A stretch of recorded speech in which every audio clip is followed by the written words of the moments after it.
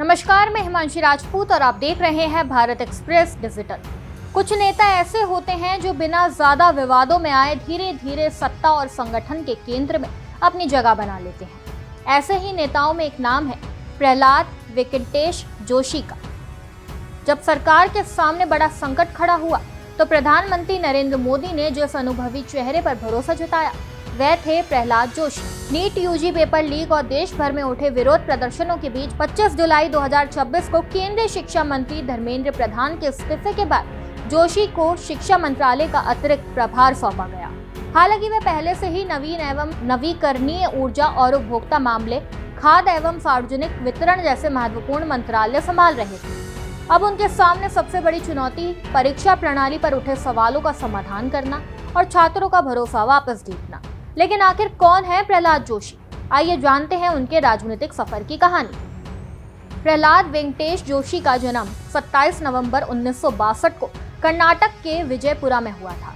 उनकी शिक्षा हुबली में हुई और उन्होंने कर्नाटक यूनिवर्सिटी धारवाड़ से समृद्ध के.एस. आर्ट्स कॉलेज से स्नातक की डिग्री हासिल की। राजनीति में कदम रखने से पहले जोशी एक उद्योगपति थे। उन्होंने अपने दोस्तों के साथ मिलकर विभव केमिकल्स नाम से एक छोटा उद्योग शुरू किया था।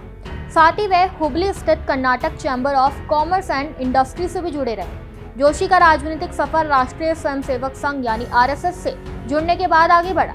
1990 के दशक की शुरुआत में हुबली के विवादित ईदगाह मैदान में तिरंगा फहराने को लेकर हुए आंदोलन ने उन्हें कर्नाटक की राजनीति में पहचान दिलाई। 1992 से 1994 के बीच चले इस आंदोलन में जोशी ने सक्रिय भूमिका निभाई। समर्थकों ने इसे राष्ट्रवाद से जुड़ा आंदोलन बताया, जबकि विरोधियों ने इस पर राजनीतिक ध्रुवीकरण के आरोप लगाए। इसी दौर में उन्होंने सेव कश्मीर मूवमेंट का भी नेतृत्व किया, जिससे संगठन में उनकी पकड़ और मजबूत हुई।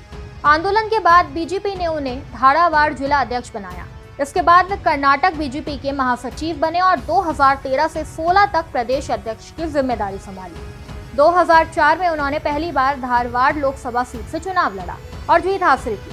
इसके बाद ये सीट उनकी मजबूत राजनीतिक पहचान बन गई। 2004, 2009, 14, 19 और 24 लगातार 5 बार वे सांसद चुने गए। उनकी संगठन क्षमता और चुनावी रणनीति ने उन्हें बीजेपी के भरोसेमंद नेताओं की सूची में शामिल कर दिया। वहीं आपको बता दें कि 2019 में पहली बार मोदी कैबिनेट में शामिल हुए प्रहलाद जोशी को संसदीय कार्य, कोयला और खान मंत्रालय की जिम्मेदारी मिली। उनके कार्यकाल में कोयला क्षेत्र में सुधार, खनन नीतियों में बदलाव और कोयला उत्पादन बढ़ाने जैसे कदम उठाए गए। 2024 में उन्हें उपभोक्ता मामले, खाद्य एवं सार्वजनिक वितरण और नवीन एवं नवीकरणीय ऊर्जा मंत्रालय सौंपा गया।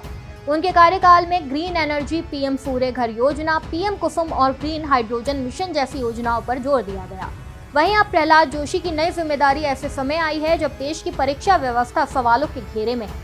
छात्रों का भरोसा बहाल करना, पारदर्शी परीक्षा प्रणाली बनाना और शिक्षा क्षेत्र में सुधार करना उनके सामने सबसे बड़ी चुनौती होगी। संगठन चलाने से लेकर बड़े मंत्रालय संभालने तक का लंबा अनुभव रखने वाले जोशी अब शिक्षा मंत्रालय की इस नई परीक्षा में कितने सफल होते हैं, यह आने वाला समय ही बताएगा। इस खबर में बस इतना ही। ऐसे ही तमाम खबरों को जानने के लिए देखते रहिए भारत एक्सप्रेस डिजिटल।